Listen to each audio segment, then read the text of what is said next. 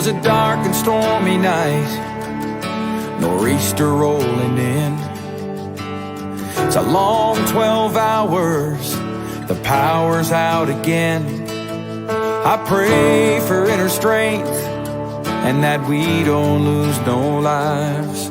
Just another day in the first responders' eyes.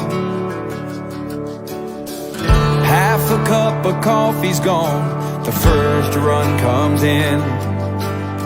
A car slid off the road, there's a family trapped within. My heart beats like a hammer, I can barely catch my breath. I'm thinking the worst and hoping for the best.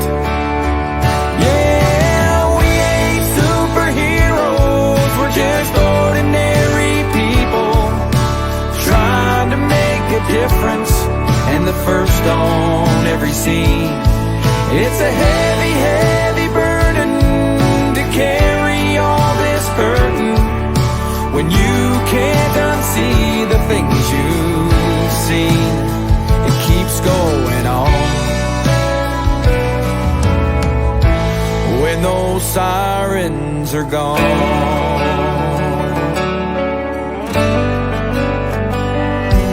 Now my shift is finally over, I gotta deal with what's mine and try to find a way to leave those tragedies behind. So I hug my 2 children, a kiss on my wife. Just another day, the first responder's life. Yeah, we ain't superheroes, we're just ordinary people trying to make a difference, and the first on every scene. It's a heavy, heavy burden to carry all this burden when you can't unsee the things you've seen. It keeps going on. When those sirens are gone.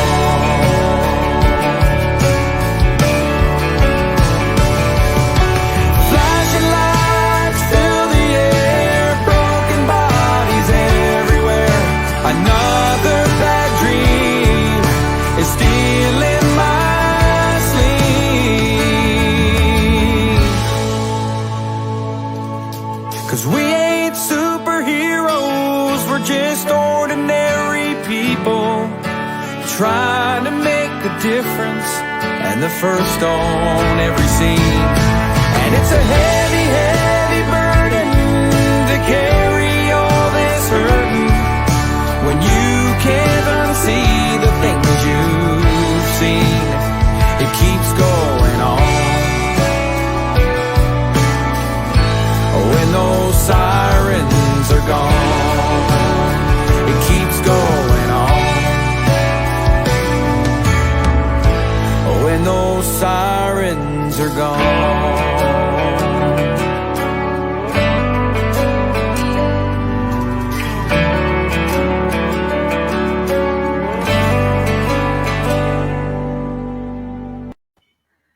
Welcome to the award-winning Mad Radio with John and Sam, your first responders network, folks.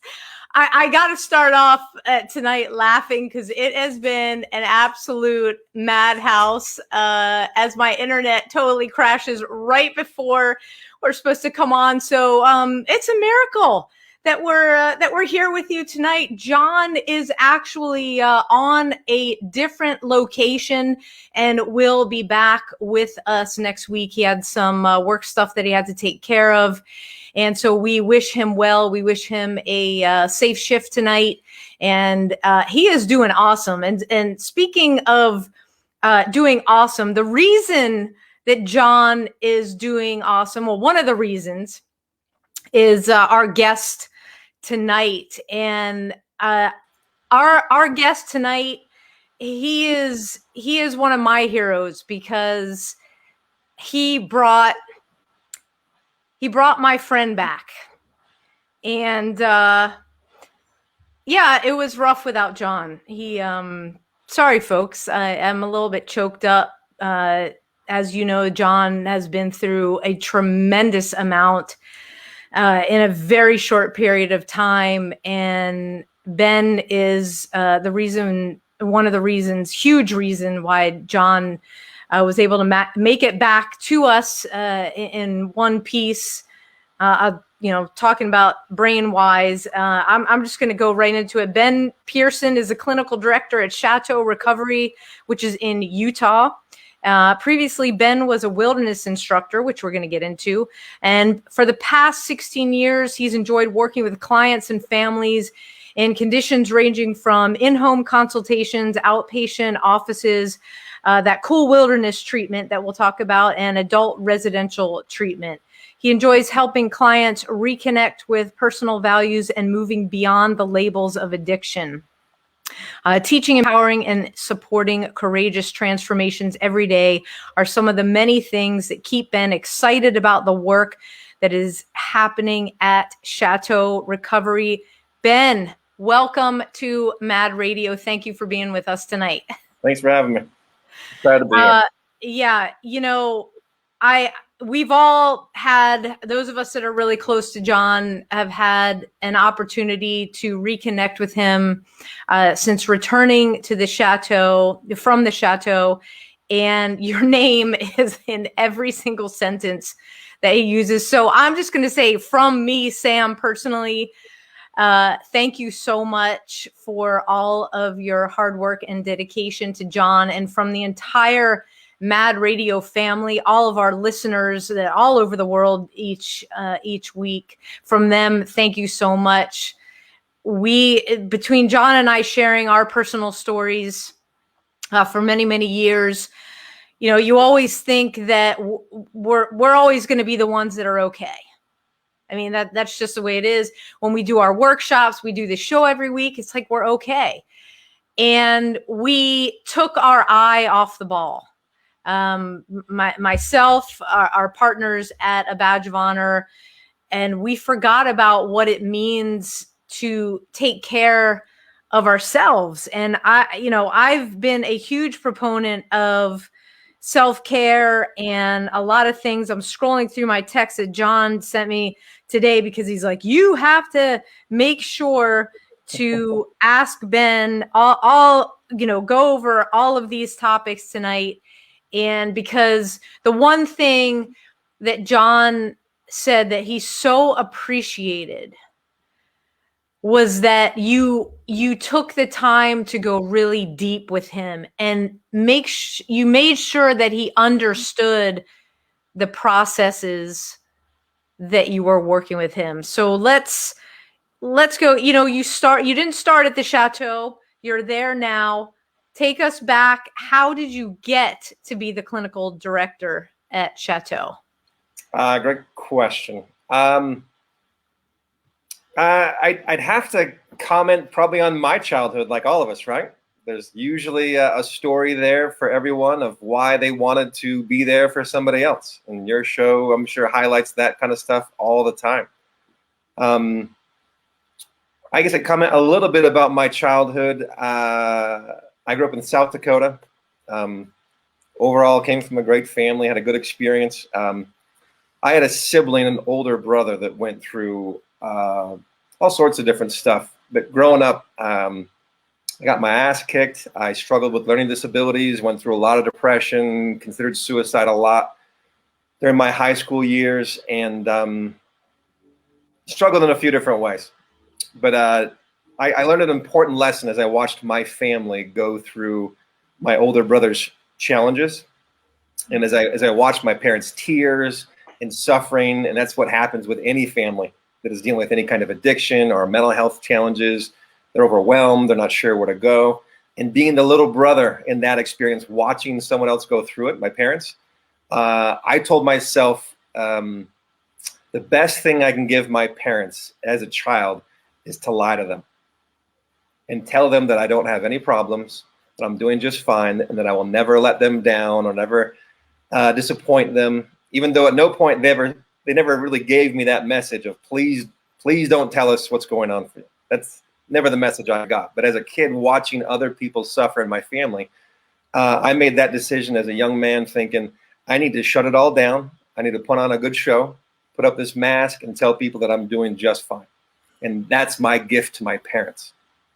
So, as many men do, that's a promise that I tried to keep, and put on that mask and tell everyone I'm just fine and I'm good, which is obviously a lie. It's obviously a huge problem walking into adulthood with that kind of mentality. And as I went through different kinds of challenges, I did what people do. You just keep it bottled up, tell them you're fine, tell them you're good, the usual routine.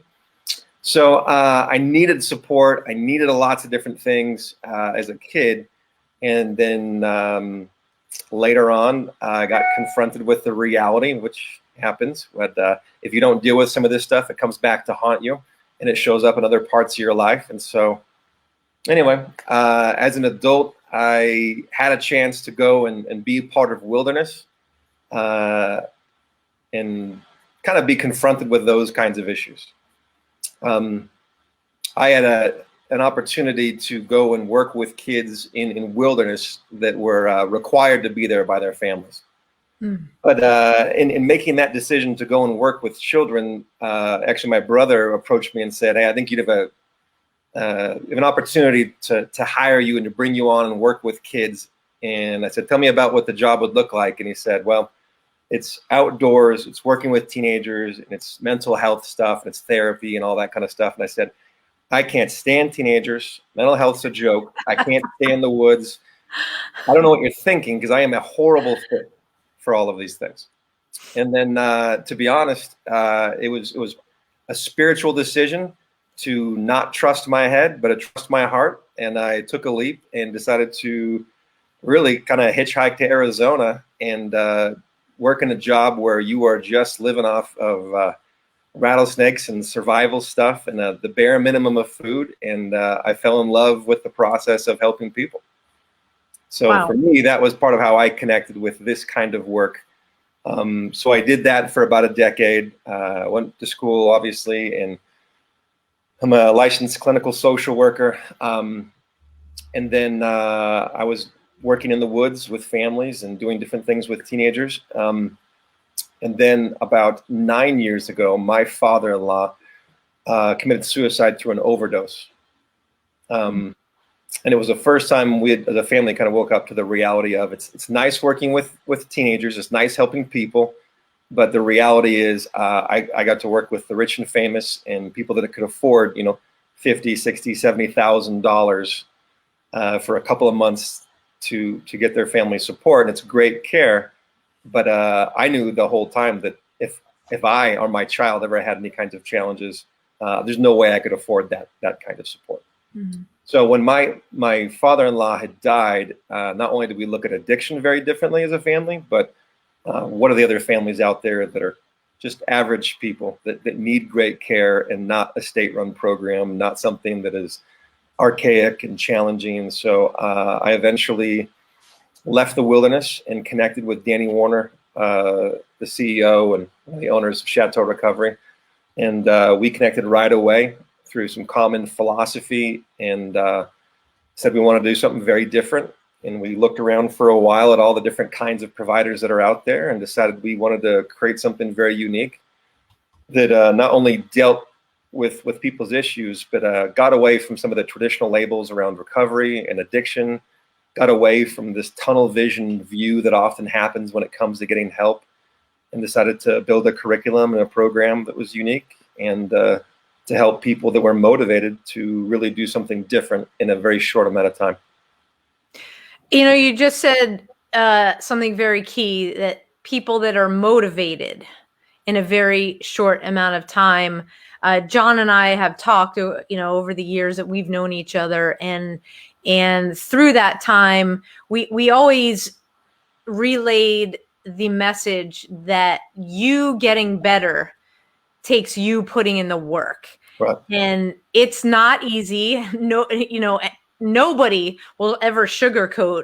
Well, I should say nobody that's worth a darn in the therapy space will ever sugarcoat it, because we know we have that out there. Sure. But really, the buy-in has to be has to be with you. And if you have a client that doesn't buy in, what's the first thing we do? We try and trick you, right? So that's like the, and you'll call the bullshit right out there. And when I used to do personal training, I was like, hey, you came to me. We can either do this to get you to your goals and what you need, or there's the door. But because I can't make you do it. I'm not a drill sergeant. That's another show that John does. But, it's really being open and available to the process and understanding that the person that you're working with is going to give you the best of themselves. So in return, you must give them the best of you. And the best of you may look really crappy. Right. And I think that's where you talked about the facade that we put on, because I mean, you're working with first responders and addicts that, and correct me if I'm wrong, that have been in other treatment facilities before. Like, it's not their first rodeo by the time they land with you. Right. Yeah. I think that's the statistics are pretty alarming, actually. I think the national average, this might be an old statistic, but the national average was 7 different treatment episodes before someone sustains some of these changes. And, Wow. and most of the research, to be honest, is mostly about substance abuse. And as we talk about recovery and getting help, we try not to think about it from just a substance abuse perspective. Tons of people, especially first responders, don't get help because they look at the challenges in front of them and think, well, I don't have an addiction. I'm not the heroin addict in the gutter. So if I'm not that, I'm probably just fine. Because that's clearly a problem. Myself, I'm not in that kind of situation, so I really don't have that. So the challenge oftentimes is helping people see that, they're in a spot where they need some help. But also, again, so back to that idea of 7 different treatment episodes to get help. There's a lot of people who come in and there's a lot of external motivation pushing them to get support, but they don't feel that sense of ownership of, this is my treatment, this is my health, and this is my recovery. So one of the messages we try to send as often as we can is that recovery is not about substances. That's an old definition and assumption around recovery. We try and talk about recovery being, how do I get back to the best version of myself, or just recreate myself on some level? That's how we think about recovery. So it's not about abstinence of a certain substance. This is about my values. This is about my spirituality, but it's also about my family system, the way I deal with relationships, my mindset, my overall approach to life. That is our idea of what it means to get help and to get better. And one of the great things that I love about Chateau is where you guys are located. I mean, first of all, when you said you're from South Dakota and you didn't do stuff in the woods, I was like, wait a second, that can't be. Right, all South Dakotans, you guys are big, rugged, North and South Dakota. You guys know how to get it done. Sure. But the way that Chateau is set up, it is in a very beautiful area in Utah. You have that nature/wilderness component added in to a therapy protocol, if you will. It was one of the things that was very impactful for John. I know for me personally, it is huge to be out in nature, connecting with something that is way bigger than yourself, puts everything that you're going through into perspective big time. And so, you show up at the Chateau, you're in an unknown environment, not only because you don't know what to expect as you walk through the door, but you don't know anybody there sometimes. And you may have kind of a negative view of what's going on. Now, John was lucky. He has a horde of people that were like, hey, this happened to you. And if you guys are just tuning in and you didn't hear John's story, shit went sideways. He ended up in jail. And then a group of us worked together to get him to the Chateau. So he didn't have a choice. we weren't giving him a choice. Right. We all saw the signs and symptoms. And partly on me and Jeff and John is like, okay, we need to face the facts that despite all the good work that we do, we need to pay attention to each other a little bit more. So here he is. He's walking into you guys. He is greeted warmly, graciously, just immediately has that, wow, I'm with people that get me. And so he said any sort of negativity that was going on, you all, and particularly you, flip that around. Can you talk a little bit about the way our mind processes things and how we can look at something negative that happened to us? And we'll just say, John's case and me, I was in 9/11 in Tower 1 and everything sucked, so how do you take the everything sucks negativity dealing with the first responder lifestyle and turn that into a positive? That's a good one. That's a loaded question. Let me see if I can break it down. I think I want to respond a little bit to the idea of just showing up and just getting help in general.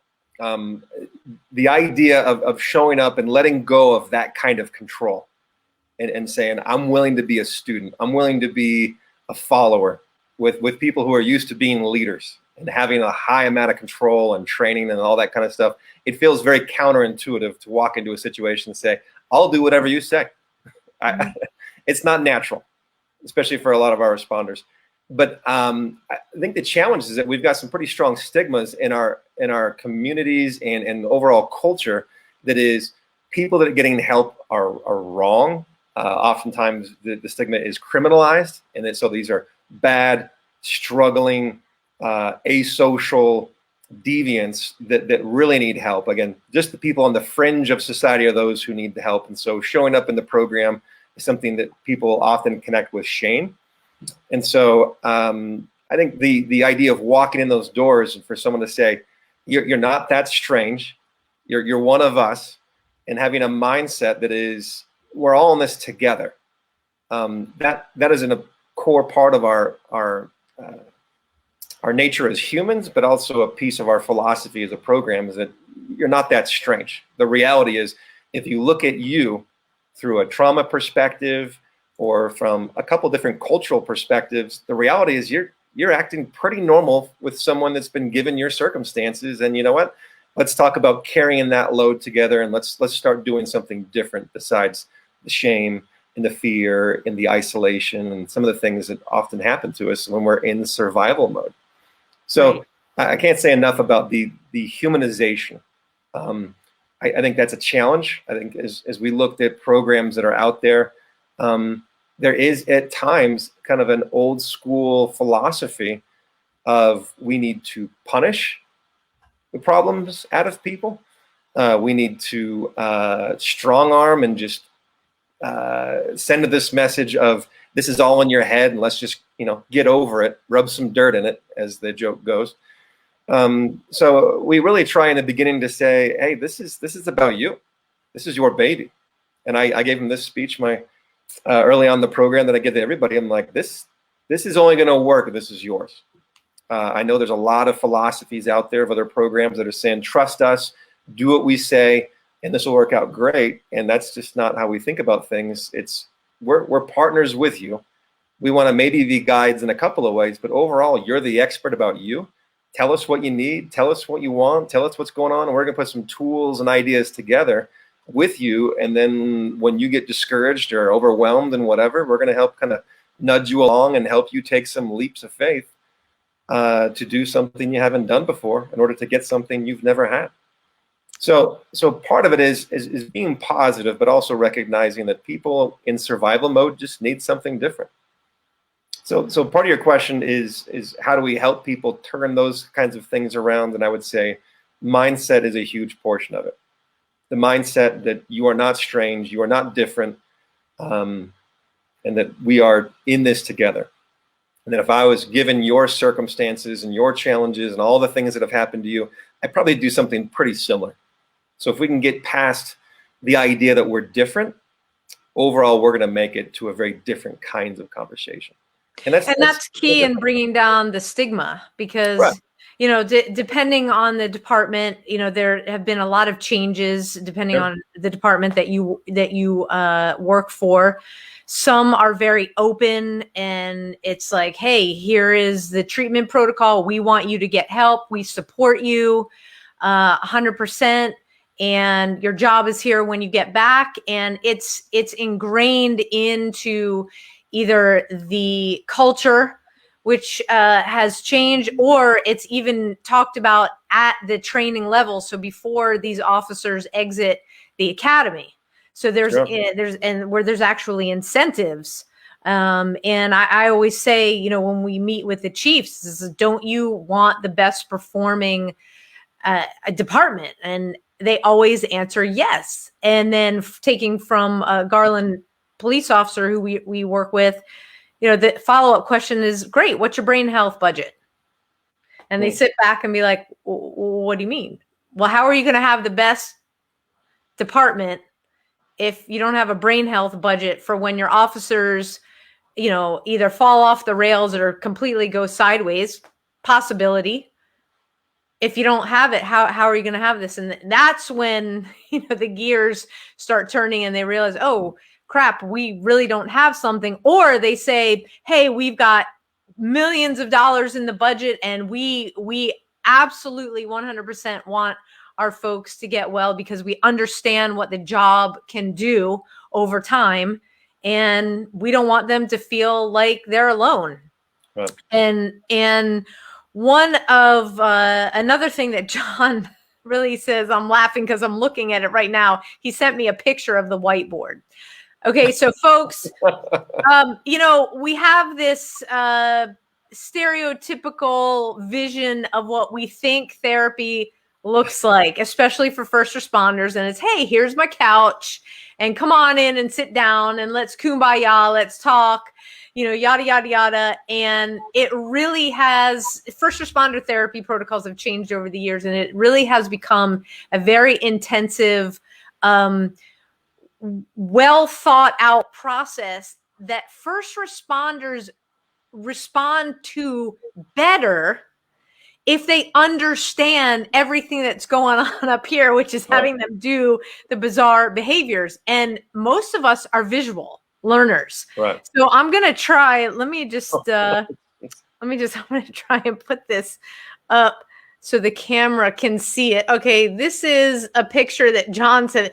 Okay, this is from one of your sessions with John. He took a picture because it was so impactful. Talk about the whiteboard, man, because he was like, I love this whiteboard. Yeah, the whiteboard. I get harassed constantly, and in a very loving way. I appreciate people put up with my attention deficit issues. But no, I do think it is visual. I think again, we're not given a lot of tools as in our families and our communities to how to talk about mental health stuff in general, right? If we point to a tree and say build a chair, we can probably start to organize a plan and put some of these pieces together. But overall, when you tell someone start to work on your depression, start to work on some trauma, or start to even just consider some of the baggage that came out of your childhood with you, those are all very abstract ideas, and it doesn't follow the same rule. So the idea of helping people slow down and to get organized and at least begin to understand that there's some concepts that you're going to have to sort through, some beliefs that you're going to have to identify and put them in a little box, and start to wrap your head around some of these concepts in a very different way. I've just have been that guy, but also have worked with, you know, a lot of people that are just overwhelmed by the idea of it, and they just kind of check out and give up and start to nod their heads and say whatever you say, and they're just, you know, they're unmotivated and just discouraged from the process, and so they've dropped out of treatment. Happens all the time. They're not sure where to start. They're not sure what to say. Men in general and first responders on top of that are just notorious for, I don't know what I'm feeling. I'm not sure how to feel. And then you want me to not only identify these concepts, but deliver them in a nice, coherent, organized way for a spouse or for my kid or any of that kind of stuff. That's that's just a very involved process that we're not given any kinds of tools in our culture to be ready for that kind of conversation, not to mention the kind of shit that you got to deal with as a responder in a daily conversation. It's not easy, but doing that on top of death and fear and grief and shame and all these other things that have so much weight to them, we've got to slow down and we got to put better tools together. So as imperfect as my tools are, I try to use the whiteboard as much as we can to help kind of figure out how we go from 0 to 100 and recognize that there's lots of little cycles that we get into. There's lots of little ways that we go from a trigger or a negative cue or some kind of thing that happens to us in our world. And how does that fly through all these things? And next thing you know, I'm in an argument with my wife. Things have fallen apart. My kids don't know how to talk to me. I'm not sure what's going on. And having the ability and permission to slow down and say, let's look at those little micro steps. Let's talk about what the trigger was. Let's talk about the little thoughts that go along with it. But no one naturally has the tools to do that. And so having some time and opportunity to slow down with someone else is huge. And I'm a constant advocate for, we are not, when we're just in our head, we're usually doing damage.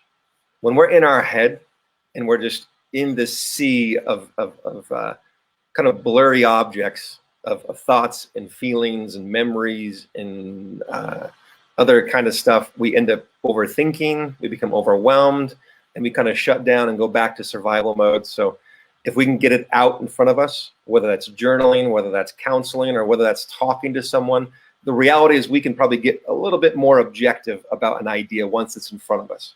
But if it's just deep in our mind, the reality is we can't see it very accurately.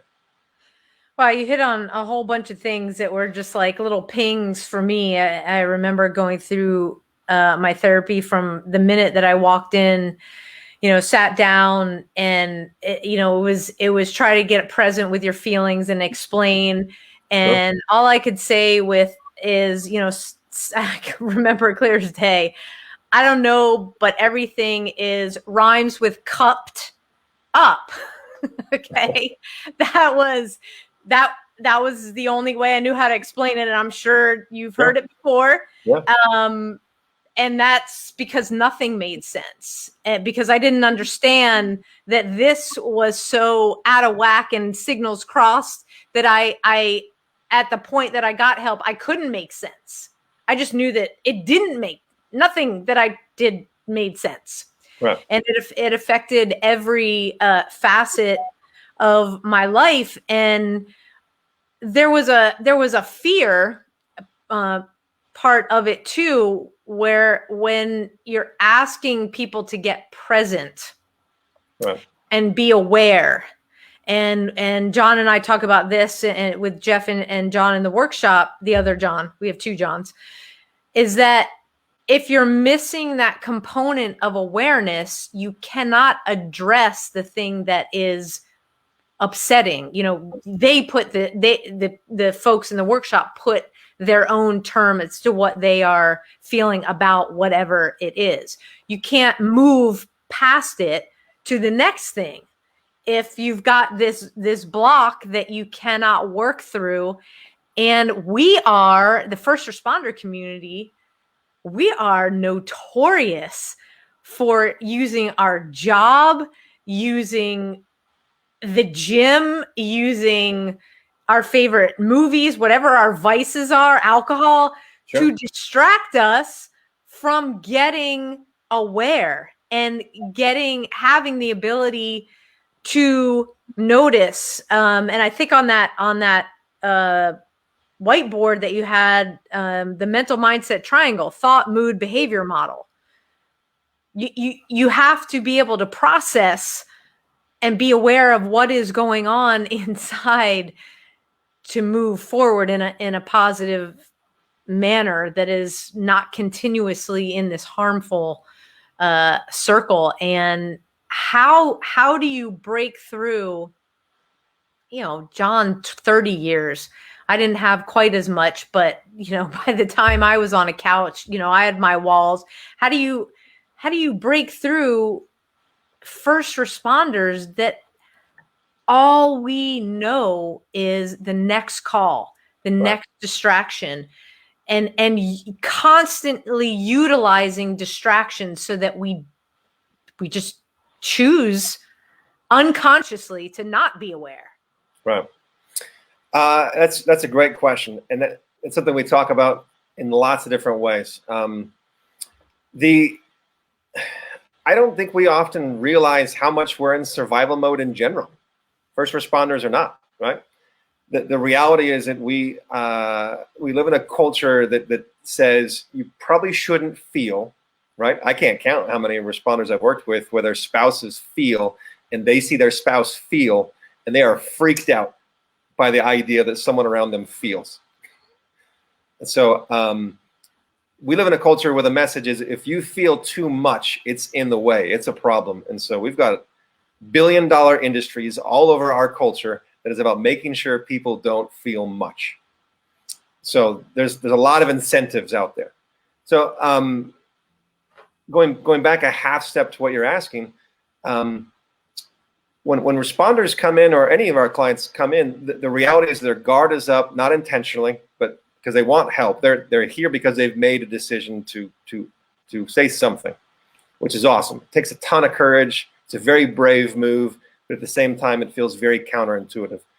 So when they walk in those doors, again, they've already heard 1,000 stories of terrible therapists, lots of other kinds of things that did not go well in the world of soft, touchy-feely therapy bullshit, right? Yep. That's what we're up against in any scenario.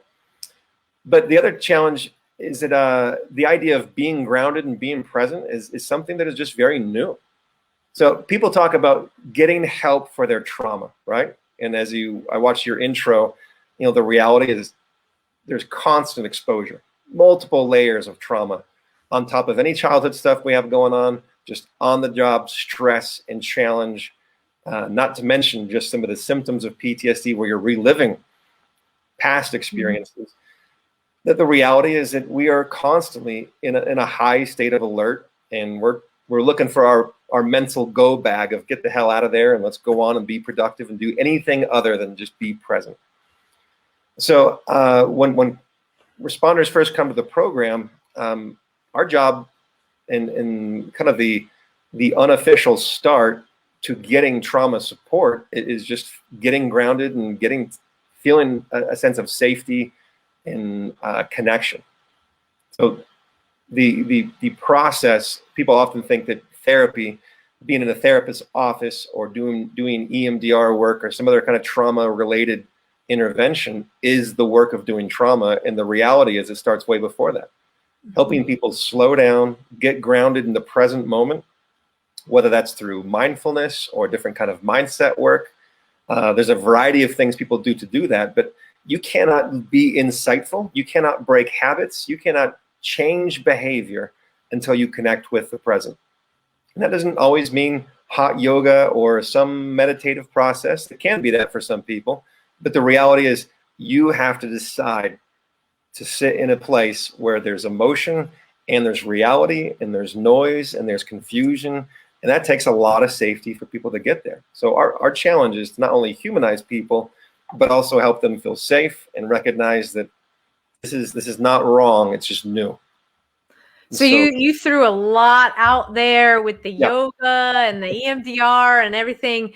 So the beautiful thing about Chateau is you're not one size fits all. Right. We have heard, story after story, the more years that we're doing this about how, you have this trauma, you need this therapy. This happened to you. Go there.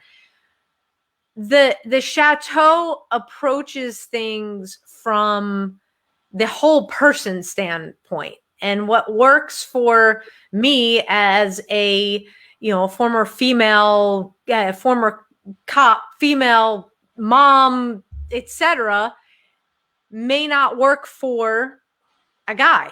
Sure. In the same line of work. So we may come from the same squad, the same line of work, and we are taking two completely different paths. Explain how you guys really allow people to explore at Chateau with your different programs within the therapy?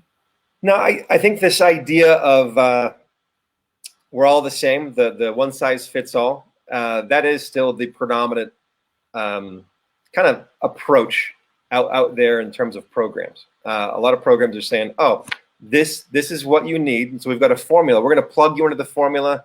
You don't know what you need. We know what you need.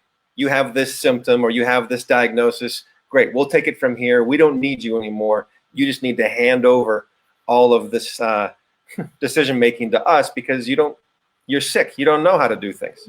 And that's not a very empowering message, first of all. So our job is to basically help them understand that you've got to be a partner with us. And the good news is that we're gonna introduce you to some ideas. We want to know what your values are, where you want to be, who you want to be, and where you'd like to end up. And that is what we're devoted to. So sure, we're going to introduce you as a program. We're going to introduce you to different kinds of concepts about how to get grounded, whether it's just how you take care of your body, how your nutrition works, what kind of medication you're on, what kind of medication actually works for you. Let's talk about breath work. Let's talk about some of the mindfulness and some of the meditation stuff. That's no doubt a piece of the program, but we don't assume that because we told you to do it, you're going to do it from this point forward. Our challenge is to put a number of different ideas in front of you, challenge you to try it, give it a real shot, connect with a couple of concepts. And again, I can't count how many guys who have said, I'm never going to be a yoga guy, so you guys can just get over it right now. You know, as respectfully as I can be, you can just shove this yoga shit. I'm not buying it. And I can't count how many guys who are saying, I can't believe I feel this way. I can't believe I think this way. I thought forever that this mindful stuff, my brain just does not work with mindful stuff. And, you know, the reality is that you haven't found your way to do the mindful stuff yet. But the reality is it does work. You can slow down. You can find a simple breath. You can find some of these simple tools that in any place you can go from a 9 or a 10 off the charts, super escalated and just discouraged and overwhelmed, to finding some simple ways to slow down, get grounded, and get back to a spot where you can be the kind of dad, husband, wife that you need to be. And it's not about therapy. So the process for us is kind of slowing people down and saying, you know what, there's a lot to you. Within you, part of our model is there's a whole system inside of you. And we're all very unique people, but the reality is there's mental health things that are very unique about you that are not like the guy next to you. You know, your spirituality, the way your body works, the way you metabolize things, the way you've dealt with different kinds of memories. There's lots of those things that are just very unique, but also your family system, the way your relationships work, the way you, the kind of skills you have and just doing adulting in general. There's just lots of these little dimensions that let's just slow down and help you see how well you're doing in some of these areas. And let's help you get better at just reading your own personal health in some of these categories so that you can put together a plan and some interventions that you like, that are good for you. And we're not saying go and check in with a therapist all day, every day and talk about feelings. But if you come home from work and you've had a rough call or two, the reality is you need to find a system that fits for you, that allows you to decompress so that you can show up for your wife and kids. And even better, is there a way you can figure out what your system is so you can teach it to them so they know how to navigate you and not just be left guessing? Yeah, that's great. So in the beginning, you said, you know, you do this in a compressed time frame. It sounds like you've got an incredible assessment tool, if you will, to cover all of this in a very methodical and rather quick fashion, so that if you go to the Chateau, you come out with all of the tools that you need that work for you. Right. Yeah, that's the going back to this idea of I've worked with the rich and famous, and you know, it's not that big of a deal to extend your time in treatment, right? You just pay someone another 30, 40 grand and you just have more time. Public servants, other normal people just don't have an endless amount of time. The fact that we work with insurance and we can get some support for average families to actually get in there. the reality is, though, you're racing the clock, and that's true for just any kind of change. The reality is that the biggest factors in change in getting help is time and repetition. It's not about therapy. It's how much time how much time and repetition I have with new skills and new ideas, and just practice them until they become part of how I work. Because when times get tough, we go back to what we believe in, to what we trust. And if you only practice a couple of tools for a couple of days in some program in Utah, the reality is it might feel great and you might function really well within a program, but going back home, you've got to trust this stuff. So we need to have as many touches on that particular tool as we can to really be competent and to trust those particular ideas. So in terms of the assessment stuff, we are medically jumping right in, saying, hey, let's get really clear. We have different kinds of genetic testing that helps us understand what kind of medication works and does not work for you. When it comes to the mental health side of things, we've got a pretty robust assessment that is pretty different. Most people, they show up to therapy, and I've experienced it in outpatient private practice work, where some people, I'll meet with them for 6-8 months before I really have a solid idea of what happened to them when they were younger, and realizing what kind of patterns have been going on their whole lives. But we don't have 6 or 9 months to slowly hear the story and go through the narrative. And again, I think there's a lot of responders, but people in general typically bail on treatment because it's expensive, it's inconvenient, it's overwhelming, it's discouraging, and they just don't think they're going to do very well. So we put together a tool that in about 30, 40 minutes can identify, here's some of the hot spots in your younger years. Here's some issues and patterns that have been developing for some time. And the reality is, before you ever became an adult, you had some pretty dark opinions and beliefs. And there's some skills and tools that you didn't have, or some bad habits that kicked in when you were very young. And that's part of why you're finding yourself in the spot where you're at as an adult. So if we can get those kinds of tools in front of families and clients that come to the program, at least we get to say, in a short amount of time, where do you want to start?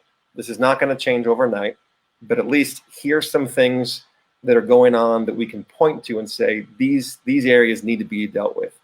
And it's pretty empowering as a client to say, I get to decide where I get to start.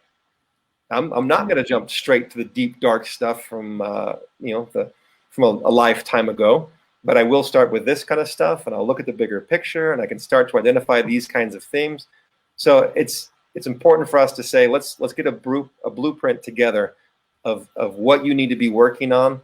Sure, a part of it gets started while you're here in the program, but the reality is change takes time, and let's put together a plan that you can go back home, find someone you trust, teach your family about what this blueprint looks like, and let's get you on that road and help you build something that you actually believe in.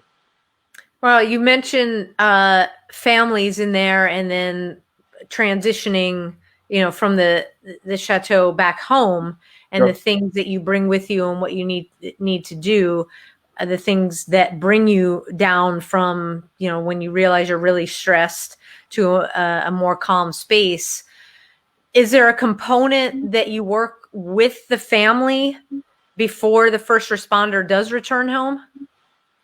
So we've got a curriculum. All of our families that come in, if the client allows, the client has a lot of say in how this works, but we've got a curriculum that from week 1, we introduce ourselves to the family and say, let's get started. We've got a questionnaire that says, where are you at? What do you need?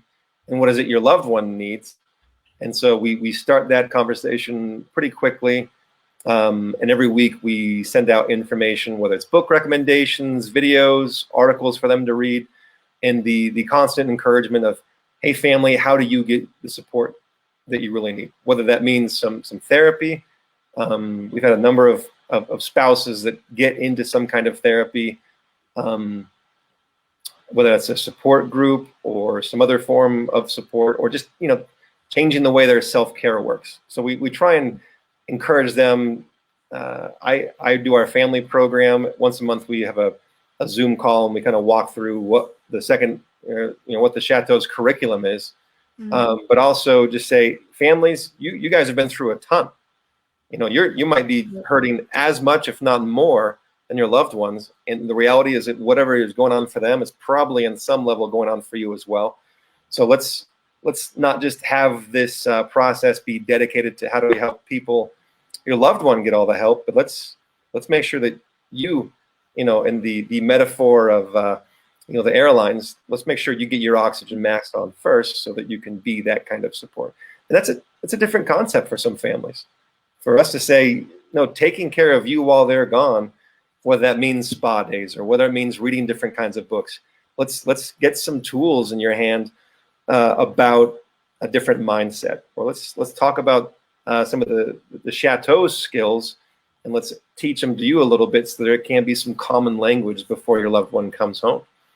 Right. So that's a tough process, and oftentimes it's never enough. But we do want to be very explicit with the family, saying, you need help, you deserve help, you've been through a lot. Oftentimes you've been doing it in the dark and you don't really know what's going on with your loved one. So let's figure out how we can slow this down and give you a hand. Wow, that's really powerful, because we continue to hear, it's like, hey, this is great for the first responder getting somewhere, getting some really intensive treatment and coming out and then returning to a space that's not understood, that's not supportive, and not having a lot of good questions being asked. And so that's fantastic. And along those same lines, when you mentioned self-care and giving the family members, you're doing this day in, day out with this community, first responders and more.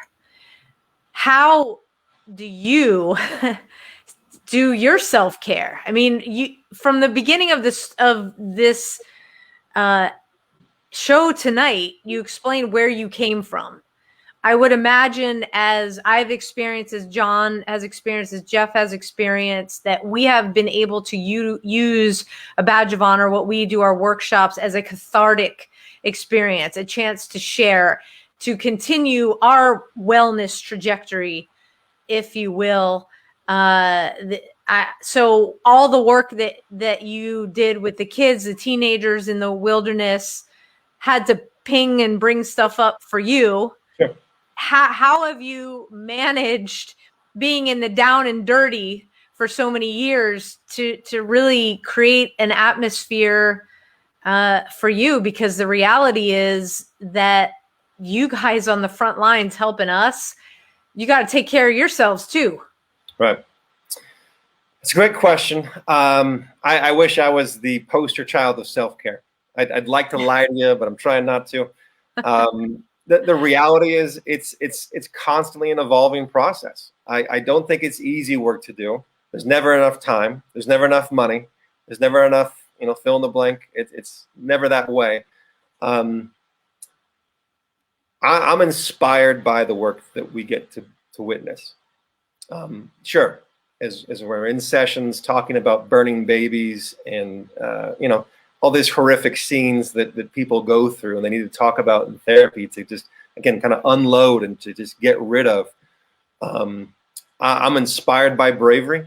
So I think I feel very lucky to be in a place where I get to witness courageous, challenging situations and people stepping up to those kinds of challenges and letting out secrets they've had since they were a little kid and realizing that nothing bad happened. Like, no one shamed me, no one condemned me, no one pointed fingers and laughed at me. So I love being in individual sessions and group sessions where just cool things, I get to watch it. So that's inspiring. Obviously, I go to my own personal therapy. Some of my clients do not believe that I go to therapy. They think that I have answers, which is sometimes true. But the reality is, I've got to go get help. I'm part of a men's group that gets together. If you can imagine what it's like to hanging out with, 9 or 10 other therapists doing therapy on each other, it's a bit of a show. No, I am sorry. It's a wild little thing. But no, I think And there's the other stuff of just, connecting with my kids. But part of what I really like about our philosophy that does constantly energize me is I'll put a small plug in for the Arbinger Institute. So the Arbinger Institute wrote a few different books that I'll throw out there. One is called The Anatomy of Peace, and the other one is called Leadership and Self-Deception. And at the core of that philosophy is the reality that we have a choice of how we see people. We can see them as people who are just as weird and anxious and awkward as us, and they deserve love and respect and empathy and all that kind of stuff. Or we can see people as objects, just things in our way. When we get stuck in survival mode, we just see people as objects. When we get stuck in our ego and we don't take care of ourselves and we're overwhelmed and discouraged, we just see people as objects. And we use them, we lie to them, we try to manipulate them, we do all those kinds of things. And when you see people that way, you get burned out even faster. You get rigid. That dark humor gets extra dark and extra crispy. And there's something that happens to our soul, in my opinion, when we stay stuck in that very inward way of thinking that it's all about me and that everyone else is just simply in the way. So part of our philosophy is about getting out of that hyper-personalized, selfish perspective that we just accidentally get into, in my opinion. Yeah. You said, so the first book was The Anatomy of Peace, and what was the second one? Leadership and Self-Deception. Oh, I like that. There's more out there, but yeah, we could geek out forever on some of those kinds of concepts. But well, that's kind of like my kind of reading. I know I drive John crazy. He's like, "What'd you read this week?" Oh yeah, I'm reading your book, by the way, just so you know. And it's thank you, you so much. No, I'm glad it is trauma and post-traumatic growth and overcoming and keeping a positive mental attitude. It is a lifelong journey.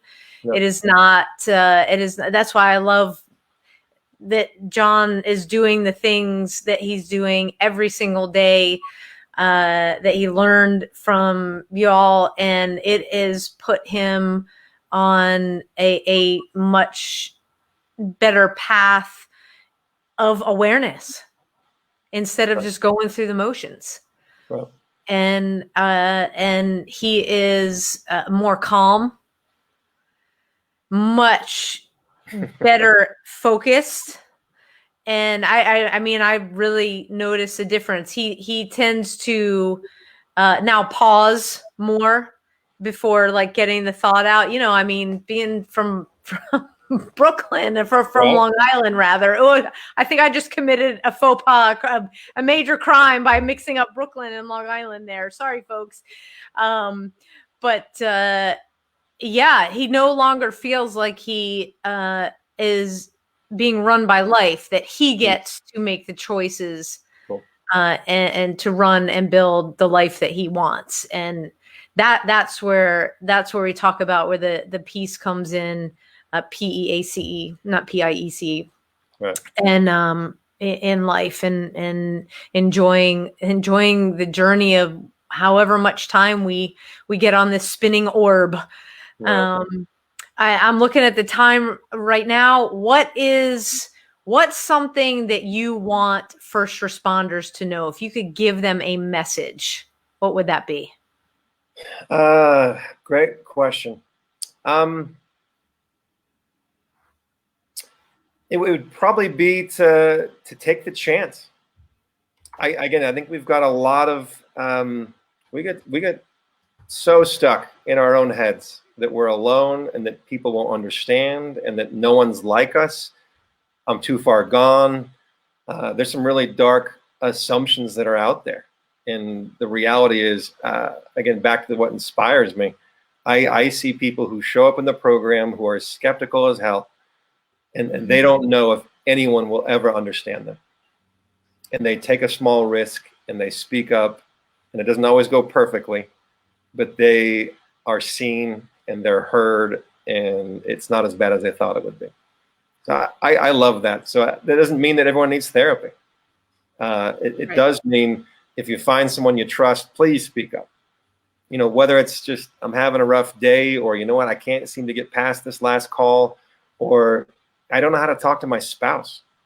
We've all got stuff that's going on, and we spend way too much time isolating, struggling on our own. We just need to speak up and take some of those small risks.